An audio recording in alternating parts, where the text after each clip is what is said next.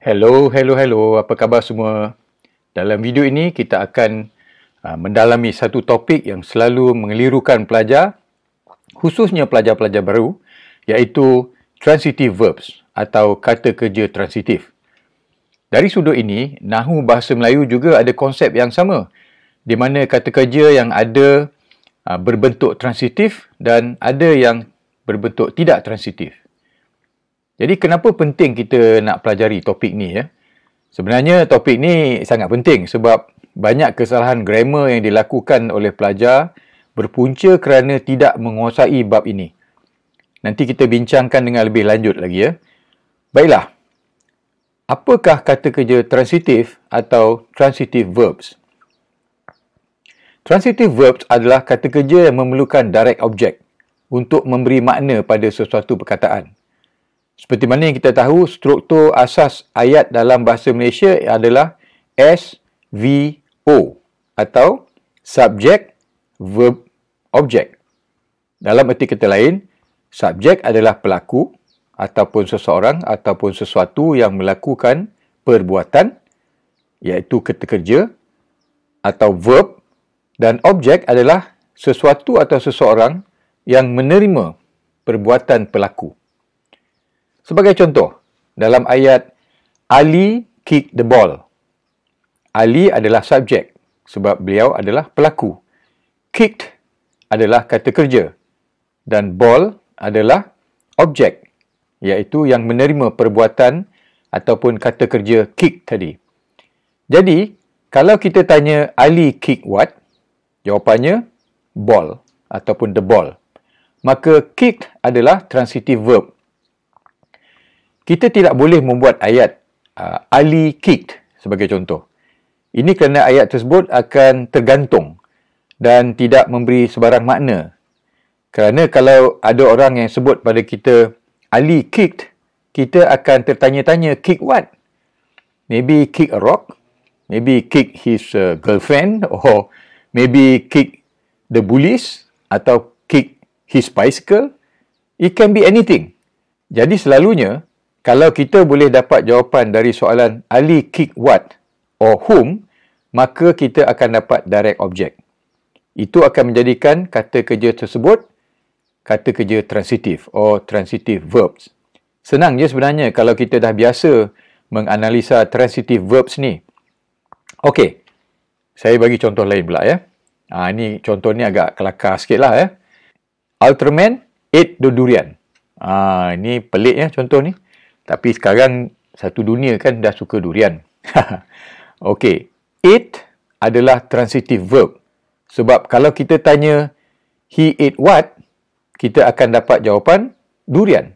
Sebab durian adalah direct object. Jadi dalam ayat ini, kita tak boleh bentuk ayat hanya dengan mengatakan Ultraman ate. Ia akan menjadi ayat tergantung. Sebab tu kita perlu mengatakan Ultraman ate the durian. Barulah ayat tersebut menjadi satu ayat yang lengkap. Seterusnya, satu lagi contoh. Superman wears his underwear outside. Kan kita tahu kan Superman dia pelik sikit, dia pakai seluar dalam dia dekat luar kan. Tu mungkin passion dia lah tu So sekali lagi Superman wears his underwear outside. Kalau kita kata Superman wears, itu adalah ayat tergantung. He wears what? Jawapannya underwear. Maka underwear ialah direct object. Jadi wears is a transitive verb. Antara lain-lain contoh transitive verbs yang biasa digunakan dalam perbualan memerlukan direct objects adalah seperti kata kerja ataupun verbs like open, pull, erase, teach, hold, draw, touch, squeeze, change, cut, reduce, trick, buy, bring, make, owe, pass, play, send, show, dan lain-lain lagi. Terlalu banyak contoh. Namun selagi kata kerja itu boleh menjawab soalan seperti pull what or pull whom ataupun hold what or hold whom, ya, kalau kita ambil kata kerja itu dan kita tanya soalan seperti yang saya buat tadi, ianya akan diklasifikasi sebagai transitive verb. Satu tip yang boleh saya kongsi di sini untuk mudah kita memahami dan mengingati konsep transitive verb ni, ibarat transitive verb ni adalah tempat transit di antara subjek dan objek. Ini sangat berbeza dengan intransitive verb yang akan kita pelajari dalam video akan datang, di mana kata kerja itu tidak memerlukan direct object untuk memberikan makna pada ayat yang sedang kita bina. Baiklah, macam yang saya cakap tadi, kata kerja yang disebut tadi memerlukan direct object. Untuk memahami direct object pula, biasanya direct object adalah sesuatu atau seseorang. In other words, nouns. Ya. Dari contoh yang diberikan, kita boleh buat ayat berikut. Macam di atas tadi, saya ada berikan kata kerja open. Contohnya, dalam satu ayat, kita boleh kata, Ameng open the door. Door adalah direct object untuk kata kerja transitif open. Sebab kita tak boleh kata Ameng open. Nanti orang akan tanya, open what? Jadi kalau kita boleh jawab open the door, bermakna open itu adalah transitive verb. Jadi kita tidak boleh hanya mengatakan Ameng open. Kita mesti kata Ameng open something. It can be open the door, open his book, ataupun Ameng open his mind, ya. Macam-macam lagi. Jadi ada direct object di hujung. Contoh kedua, Zainab accidentally erase her WhatsApp messages. Pernah tak ini berlaku pada anda? Di sini WhatsApp messages adalah direct object untuk transitive verb erased. Kalau kita tanya Zainab erase what? Jawapannya WhatsApp messages. Maka erase adalah transitive verb kerana direct object WhatsApp messages. Baiklah, satu lagi contoh.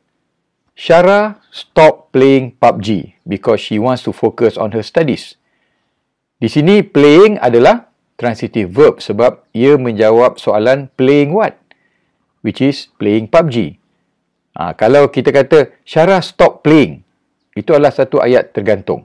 Ya. Di sini saya nak pesan sikit lah ya, kalau nak main apa-apa game, janganlah sampai terabai kerja utama kita tu. Ya.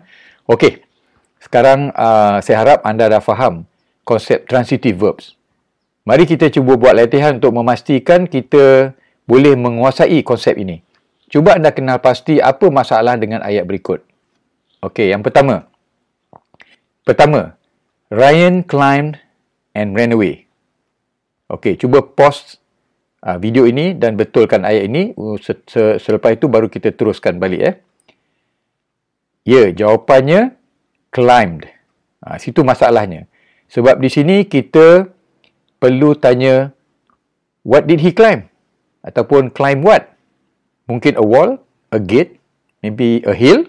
Kalau kita boleh letak direct object seperti a wall, barulah ayat ini lengkap. Sekali lagi, ini kerana kata kerja transitif boleh mengambil direct object selepasnya. Jadi ayat yang betul, satu cara untuk memperbetulkan ayat ini adalah Ryan climbed the wall and ran away. Itu barulah ayat ini menjadi lengkap. Okey, kita cuba satu lagi.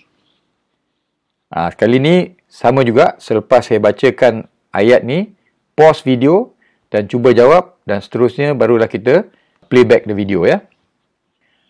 After holding, Rama understood the problem. Apakah masalah dengan ayat ni? Cuba pause video dulu dan betulkan ayat ni. Ya, masalahnya adalah kata kerja holding. Ia seperti ayat tergantung sebab orang yang mendengar akan bertanya holding what? Sebagai contoh, satu cara memperbetulkan ayat ini ialah kalau kita letak direct object a meeting sebagai contoh. After holding a meeting, Rama understood the problem. Barulah ayat menjadi lengkap. Ini kerana holding adalah kata kerja transitif dan memerlukan direct object untuk memberi makna lengkap pada sebarang ayat yang menggunakan kata kerja hold. Baiklah, saya harap anda dapat menjawab soalan yang kedua tu dengan baik. Sekarang kita cuba contoh ketiga. After reducing, the room felt more peaceful. Cuba pause sekali lagi dan betulkan ayat ini. Boleh tak anda betulkan ayat ni? Baiklah, satu cara ialah dengan mengatakan after reducing the volume of the loud music, the room felt more comfortable. After reducing the volume of the loud music, the room felt more peaceful. Walaupun ayat di atas nampak seperti ia satu ayat yang betul, after reducing the room felt more peaceful, tapi sebenarnya ayat ni tidak memberi sebarang makna sebab after reducing what? Jadi kalau kita jawab after reducing the volume of the loud music, iaitu direct object untuk reducing, barulah ayat ini menjadi lengkap dan bermakna. Baiklah, mungkin anda boleh letak jawapan anda dalam ruangan komen di bawah untuk memberi jawapan alternatif. Kerana untuk latihan di atas, kita juga boleh bina ayat alternatif selagi mana kita boleh mencari direct object yang lain untuk menggantikan dengan apa yang telah saya berikan di atas. Selamat mencuba dan jumpa lagi di video akan datang, insya-Allah untuk membincangkan intransitive verbs pula. Sila like, share dan subscribe untuk menyokong dan mengembangkan lagi channel ini.